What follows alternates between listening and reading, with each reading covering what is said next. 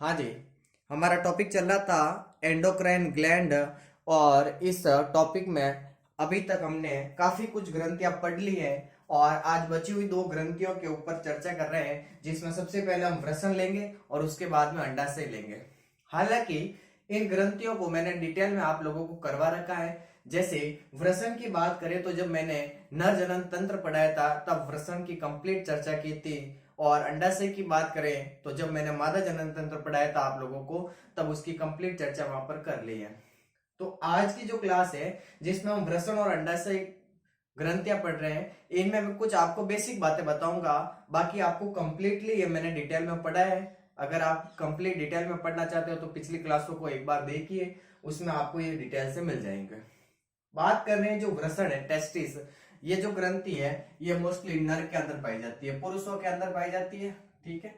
अब बात करें तो आगे आपने जब नर जनन तंत्र पढ़ा था तो उसके अंदर आपने देखा कि जो वृषण होते हैं उन वृषणों के अंदर लेडिंग कोशिकाएं थी जो नर हार्मोन एंड्रोजन का स्त्रवण कर रही थी। देखिए, वृषणों के अंदर होती है लेडिंग कोशिकाएं। कौन सी कोशिकाएं होती है? लेडिंग सेल, लेडिंग कोशिकाएं। ये जो कोशिका है, ये कोशिका एक हार्मोन छोड़ती है जिसका नाम होता है एंड्रोजन। ठीक है, एक तो ये हो गया। दूसरी हम बात करें कि जो टेस्टोस्टेरोन हार्मोन है, टेस्टोस्टेरोन, ये भी एक नर हार्मोन होता है। टेस्टोस्टेरोन भी एक नर हार्मोन होता है। और टेस्टोस्टेरोन जो नर हार्मोन है इसका नियंत्रण पीयूष ग्रंथि से निकलने वाले ल्यूटिनाइजिंग हार्मोन द्वारा होता है। पीयूष ग्रंथि से निकलने वाले ल्यूटिनाइजिंग हार्मोन, एलएच हार्मोन, इसका नियमन करता है। ठीक है। तो ये तो दो तीन बातें आपको बेसिक याद रखनी है कि जो वृषण है ये नरों के अंदर पाए जाते हैं, और जो वृषण है उन वृषणों के अंदर जो लेडिंग कोशिकाएं होती है ये नर हार्मोन एंड्रोजन का स्रावन करती है। टेस्टोस्टेरोन भी एक नर हार्मोन होता है, और इस हार्मोन का जो नियमन है या जो इस हार्मोन का स्रावन है ये पीयूष ग्रंथि से एलएच हार्मोन, ल्यूटिनाइजिंग हार्मोन द्वारा होता है। ठीक है। अब ये जो हार्मोन है नर हार्मोन, इसका कार्य क्या होता है? तो देखिए, हम कार्य के ऊपर बात करें तो सबसे पहले आपने लोगों ने देखा होगा कि नरों के अंदर द्वितीयक लैंगिक लक्षणों का विकास करता है, जैसे आवाज का भारी करना, दाढ़ी मूंछों का विकास करना, शरीर के ऊपर बालों का विकास होना, ये सारे के सारे इसी के कार्य है। इसके अलावा और क्या कार्य करता है ये? तो शुक्राणुओं के निर्माण को प्रेरित करेगा ये। ठीक है। फिर जो वृषण कोष और जो प्रोस्टेट ग्रंथि होती है नर के अंदर, उनके निर्माण को या उनके विकास को प्रेरित करेगा। प्रोटीन संश्लेषण को भी ये प्रेरित करता है। तो ये इसके नर हार्मोन के कार्य होते हैं, आपको सीधे सीधे याद रखने हैं। कार्य की बात करें तो सबसे पहला कार्य आता है पुरुषों में द्वितीयक लैंगिक लक्षणों का विकास करना। पुरुषों में द्वितीयक लैंगिक लक्षणों का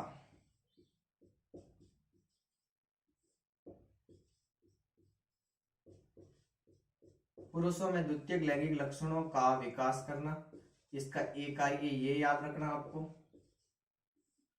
दूसरा इसका कार्य है कि दाढ़ी मूंछों का विकास करना, पुरुषों के अंदर दाढ़ी मूंछों का विकास करना।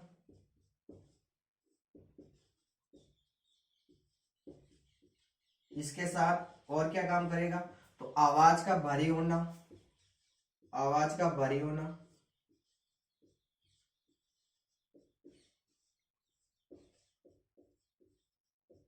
और शरीर के ऊपर बालों का विकास करना, शरीर पर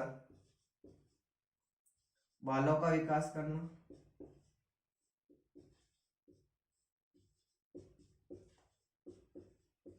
ये इसके कार्य है। और क्या कार्य है? तो वृषण कोष, स्क्रोटल सैक जिसे आप इंग्लिश में कहते हो, वृषण कोष और प्रोस्टेट ग्लैंड जो पुरुषों के अंदर पाई जाती है, प्रोस्टेट ग्रंथि, इनके विकास में यह काम करता है, इनका विकास करवाता है। शुक्राणुओं के निर्माण को प्रेरित करेगा, शुक्राणुओं के निर्माण को प्रेरित करता है, निर्माण को प्रेरित करता है। स्पर्म का जो फॉर्मेशन होता है उनमें यह सहायता करता है। एक कार्य और याद रखना चाहो तो प्रोटीन संश्लेषण को भी बढ़ाता है, प्रोटीन संश्लेषण का कार्य भी करता है, प्रोटीन संश्लेषण का कार्य। ये सारे के सारे ये नर हार्मोन के कार्य हैं, ठीक है, आपको याद रखना है, ठीक है। देखिए एक बार वापस, वृषण नरों के अंदर है, नरों के अंदर जो लेडिंग कोशिकाएं पाई जाती है, नर हार्मोन एंड्रोजन का स्त्रवण करती है। टेस्टोस्टेरोन भी एक नर हार्मोन है जिसका नियमन पीयूष ग्रंथि से निकलने वाले ल्यूटिनाइजिंग हार्मोन द्वारा होता है। एलएच का मतलब ल्यूटिनाइजिंग हार्मोन है। फिर ये जो नर हार्मोन, इसके कार्य क्या क्या होते हैं, तो देखो, पुरुषों में द्वितीयक लैंगिक लक्षणों का विकास करना, दाढ़ी मूंछों का विकास करना, आवाज का भारी करना, शरीर के ऊपर बालों का विकास करना, वृषण कोष और प्रोस्टेट ग्रंथि के विकास को प्रेरित करना, शुक्राणुओं का जो निर्माण है उसको प्रेरित करना, प्रोटीन संश्लेषण को भी यह बढ़ाता है, ठीक है। एक चीज आती है, अगर वृषणों को शल्य चिकित्सा के द्वारा आप अगर हटा देते हो तो इसे वृषण नाशन करते हैं, ठीक है। ये चीज आपको याद रखनी है कि अगर वृषणों को, टेस्टिस को शल्य चिकित्सा द्वारा हटा दिया जाए, शल्य चिकित्सा द्वारा हटा दिया जाए तो इसे क्या कहते हैं, वृषण नाशन। वृषणों को हटा देना शल्य चिकित्सा द्वारा क्या कहलाता है, वृषण नाशन। ये याद रख लेना, ठीक है। ये आपको वृषण के अंदर याद रखना है, ठीक है, ये ग्रंथि। फिर हम देख रहे हैं दूसरी अंडाशय ग्रंथि। अंडाशय मोस्टली महिलाओं के अंदर पाई जाती है और अंडाशय से मोस्टली 3 हार्मोन निकलते हैं, एस्ट्रोजन, प्रोजेस्टेरॉन और रिलैक्सिन। इन तीनों हार्मोनों के आपको कार्य पता होने चाहिए। तो हम वही देख रहे हैं, हम एक बार कर ले।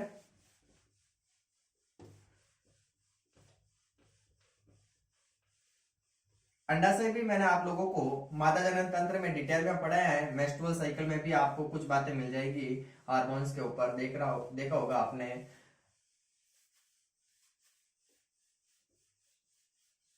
इसलिए मैं डिटेल में नहीं करवा रहा हूं, मैंने एक बार ऑलरेडी पढ़ा रखी है, दूसरी बार पढ़ाने का कोई मतलब ही नहीं है। तो अब लास्ट 10 नंबर की जो ग्रंथि है वो है अंडाशय। इसे आप इंग्लिश में ओवेरी कहते हैं। जैसे वृषण पुरुषों के अंदर होता है मोस्टली, वैसे अंडाशय होता है मादाओं के अंदर या महिलाओं के अंदर पाया जाता है। और इस अंडाशय से 3 हार्मोन निकलते हैं मोस्टली। कितने हार्मोन निकलते हैं, 3 हार्मोनों का स्त्रवण होता है इनके द्वारा। अब 3 हार्मोन कौन कौन से हैं, तो सबसे पहले बात करें तो हम लेते हैं एस्ट्रोजन हार्मोन। कौन सा हार्मोन होता है, oestrogen hormone.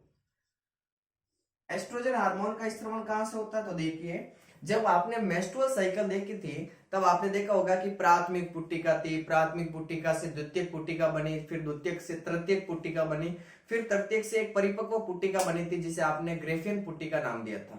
Primary follicle, secondary follicle, tertiary follicle और एक ग्रेफियन फॉलिकल बनी थी। उनमें से जो ग्रेफियन फॉलिकल है वही इस एस्ट्रोजन हार्मोन का स्त्रवण करती है। और ये जो एस्ट्रोजन हार्मोन है ये महिलाओं के अंदर द्वितीयक लैंगिक लक्षणों का विकास करता है, जैसे आवाज को पतला करना, ठीक है, ये वाली चीजें सारी की सारी एस्ट्रोजन हार्मोन करता है, ठीक है।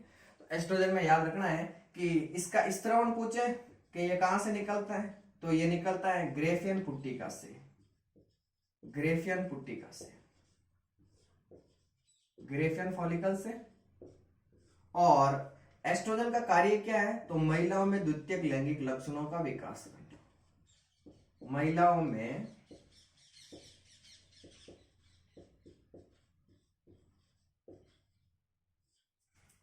द्वितीयक लैंगिक लक्षणों का विकास करना।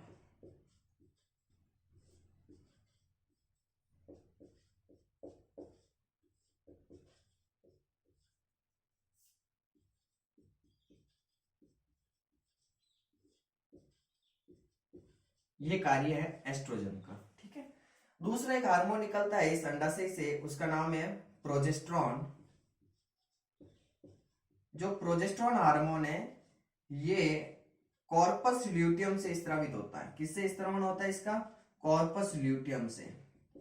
ये भी आपने मेंस्ट्रुअल साइकिल में देखा होगा कॉर्पस ल्यूटियम क्या है, तो कॉर्पस ल्यूटियम ये निकालता है प्रोजेस्टेरॉन हार्मोन। और इस प्रोजेस्टेरॉन हार्मोन के अगर कम स्त्रवण हो जाए, कम निकल जाए, कम स्त्रवण से, तो महिलाओं के अंदर गर्भपात हो जाता है, एबॉर्शन हो जाता है, गर्भपात। ठीक है, ये इसका कार्य याद रखना कि इसका स्त्रवण पूछे तो कॉर्पस ल्यूटियम द्वारा होता है, और अगर इसका कम स्त्रवण हो जाए तो महिलाओं में क्या हो जाता है, गर्भपात हो जाता है। तो दो कार्य एस्ट्रोजन और प्रोजेस्टेरोन लिखो। फिर हम तीसरे हार्मोन रिलैक्सिन की बात करें तो देखिए थर्ड हार्मोन निकलता है रिलैक्सिन। महिलाओं के अंदर ओवरी होती है, उससे तीसरा हार्मोन निकलता है रिलैक्सिन। ये जो रिलैक्सिन हार्मोन है ये मोस्टली कॉर्पस ल्यूटियम और प्लेसेंटा द्वारा निकलता है। कॉर्पस ल्यूटियम और प्लेसेंटा के द्वारा इनका स्त्रवण होता है। और रिलैक्सिन हार्मोन का कार्य क्या है, तो देखा होगा आपने कि जब महिलाओं के अंदर शिशु जन्म होता है तो महिलाओं के अंदर जो प्यूबिक सिंपाइसिस जॉइंट होता है उसको ये चौड़ा करने का काम करता है, जिससे शिशु का जन्म इजीली हो जाए। तो इसका ये कार्य है। कॉर्पस ल्यूटियम का कार्य मैं यहाँ लिखता हूं। महिलाओं में जो प्यूबिक सिंफाइसिस जॉइंट होता है, प्यूबिक